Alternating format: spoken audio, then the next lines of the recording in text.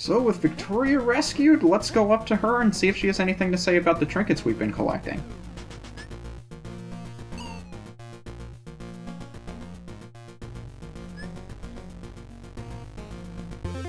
Oh hey, you talk to her a second time, she gives you another trinket she found.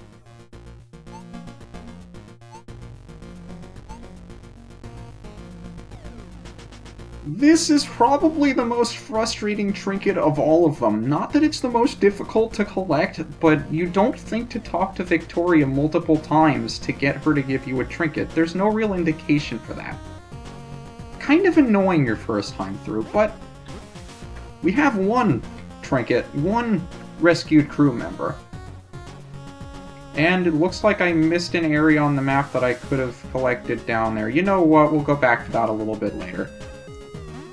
Like I said, I want to show off all of the areas of the map if I can, just to show everything the game has to offer. So I'll be going back and forth between the map screen just to make sure I collect everything. Even though it really doesn't count towards your 100% or anything like that.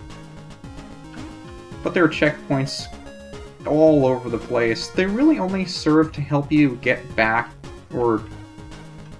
The checkpoints in the overworld, there are a couple of spikes here and there. But usually you're not going to die somewhere in the overworld. It's going to be elsewhere. And as long as we're in a teleporter, might as well just go back. I'll show off the fact that you can scroll through all of the teleporters that you've hit. So if I want to go back to this one and collect that piece of the map that I missed, which is, I believe, just this one, you can do that, head right back to the teleporter, and go straight back to where we were. It's super convenient to explore places that you haven't had a chance to go to yet, or if you missed something and you want to get back to a specific room really quickly, you can do it. When you're just playing and you know where everything is, and you collect everything your first time through, then teleporters don't really serve that much of a use.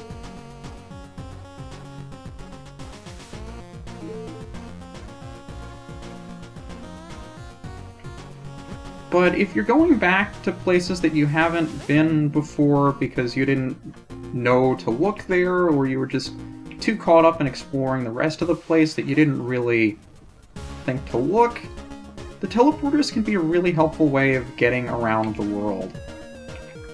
And I don't know how I'm going to get over there without...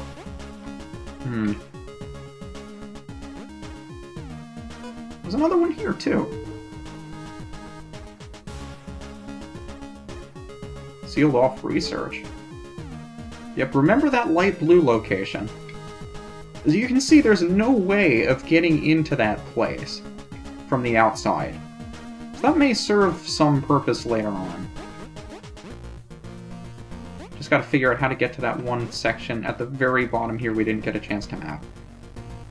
So as you can see, this map does wrap around, and there are a couple of sections in the world that do that. And this is the outside of our ship, or space station of some kind. We may be near the yellow. No, we're not.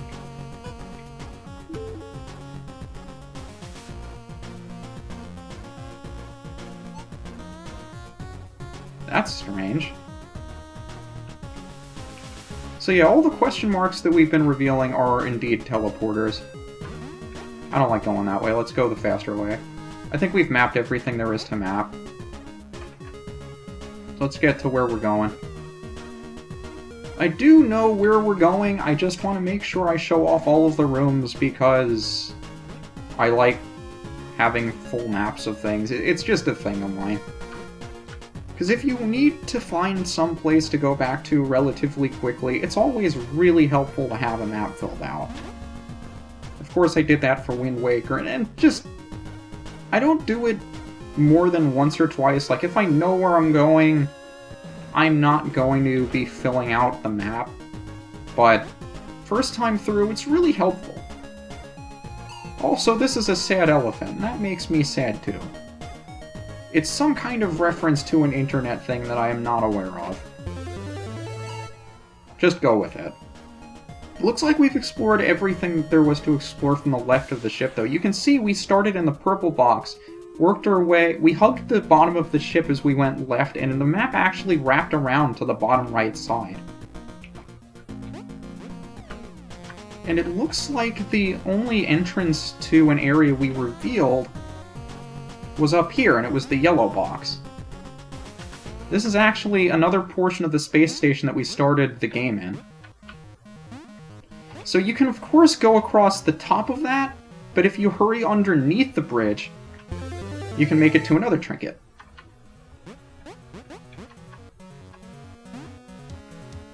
And the truth hurts. Some of the puns in this game, I swear, they're hilarious. Like, I haven't shown the bottom of the screen or names of rooms. Like, you chose poorly, whichever direction you went. If you took the top path or the bottom path, it said you chose poorly. There's a lot of that in this game. I like it. It gives each room its own character. I usually take the top even though it's slower, because it's a lot easier to time everything that way. And that room can be a real tough one if you don't know what you're doing. But you can see me speeding through a lot of these rooms, because I've been through them so many times. Now this one can be a little tricky to time. What I like to do here is I stand on this edge, flip when the one closest to me just bounces off of the top. I'll slow down a bit before the first one, and slow down a little bit more for the third one.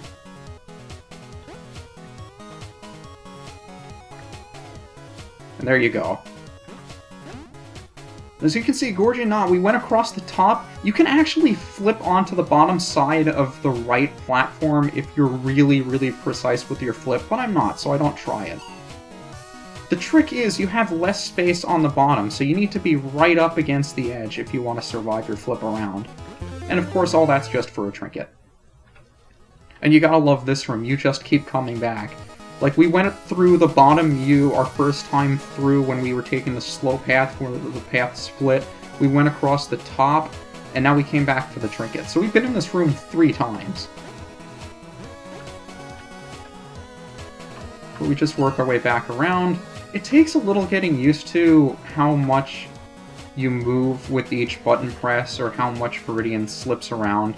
At least that's what took me the most getting used to. Of course, the truth hurt before, now lies hurt even more, so you have to time your way around these things.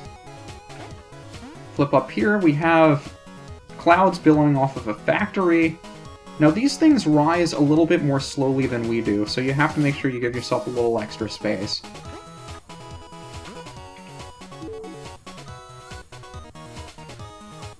Well, that's not a happy way of looking at things. But if you remember, one of the first places that we went to in the game, we had that vertical shaft with a couple of spikes that we had to go down to the bottom and flip back up.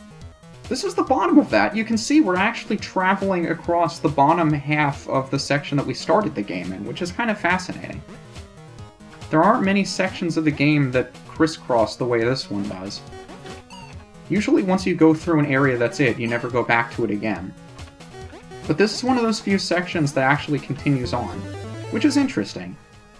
You get to see 2 parts of the same level. Like, it's kind of the same gimmicks and everything, but the one thing I really like about this game, it doesn't overstay its welcome. That there are a lot of different things that the game does, considering the only controls that you have are left, right, and flip. A lot of different gimmicks, a lot of different takes on the platforming thing that it doesn't really do more than once, except one area in the game we'll get to later. But understandably so. It's not the longest game in the world, but it always introduces new challenges for you, new things that you didn't get the chance to see before. And before we rush in here, as we head down this shaft, take a note of the rooms on the right.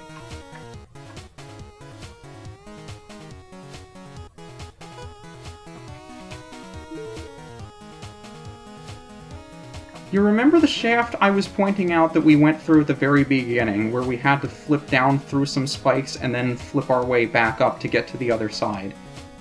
This one little block is the only thing that's preventing us from getting that trinket, and if we want that trinket, we have to go through this entire shaft.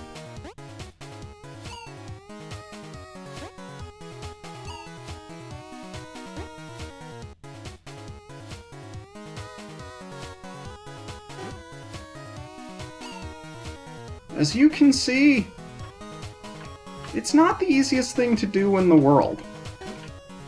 If you've ever played this game, especially your first time, this is probably the trinket that took you the most time to get. I think my first time I spent a good 45 minutes trying to get this one. And as upset as I am for not being able to get it first try for you guys,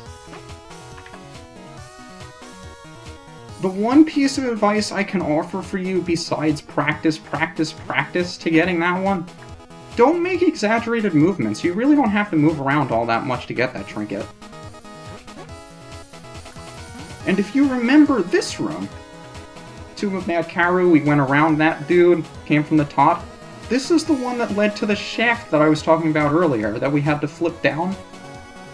And the only thing that's holding the platform in place that we're standing on is that movable block. So now we can take this transport all the way across. Be careful, if you flip off of this thing back into that shaft, either out the top or out the bottom, you will not be able to make it back to this side. So don't hit a checkpoint back in the first area if you want to make it back here again.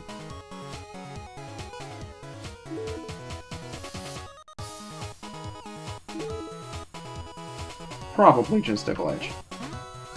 And again, busted!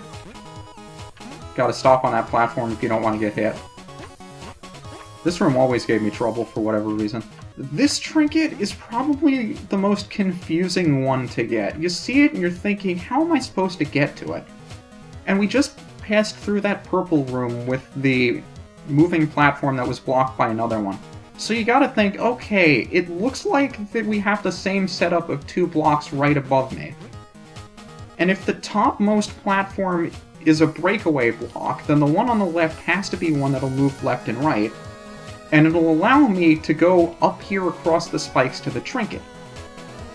The problem is, all of the rooms we have to go through also have checkpoints. So if you want to get this trinket, you need to make sure this checkpoint is active. Otherwise, when you die, it'll send you to a different checkpoint and this room will reset. If this room resets, the breakaway block that you destroy to get the other block moving will return, and it'll be exactly this way when you return to the room. So in order to get this trinket, you cannot collect a checkpoint on your way to the top part of this room. It's a little tricky to explain, but I think it's easier to understand when we actually do it. But you can see there are a bunch of checkpoints spewed about all over the place. Just like any other path, we have to make sure that we avoid them if we want to get that trinket. And since I hit that checkpoint, case in point, if I die and I come back to this room, everything is back to normal. So if I want to get that trinket, gotta make sure I get here without getting any checkpoints. It's a long road back. In fact, I never make the trip backwards this way, so it's kind of confusing for me to go this way. I'm not even sure what I should be doing. In fact, I think the trip backwards is even more difficult to make. Which is kind of funny, if you think about it. I'm trying to think if I could get back there more easily than just flipping. Flipping is probably the way to go. It's a really embarrassing road back. Like, I cannot tell you the last time I messed that one up. But you gotta make sure you get this checkpoint first. Then you head back. I slow down a little bit here. The timing for those bows to get through them isn't that bad. You just have to be pretty careful. But honestly, getting there is easier than making your way back. And once that's gone, you can see it activates the moving platform. We can ride that to the trinket. And now we can go through this the easy way. But simple tricks like that, they don't make you do that 3 or 4 times in order to get through an area. You only have to find them once. So every time you approach one of these new challenges, it's fresh. It's not something you've seen before. And I really enjoy that about this game. Even though it's not very long, all of the things that we do are completely new.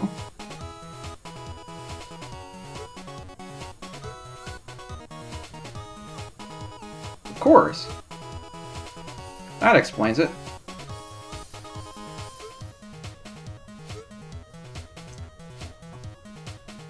So with Vitellary on our side, we make our way back to the ship with 2 crewmates rescued.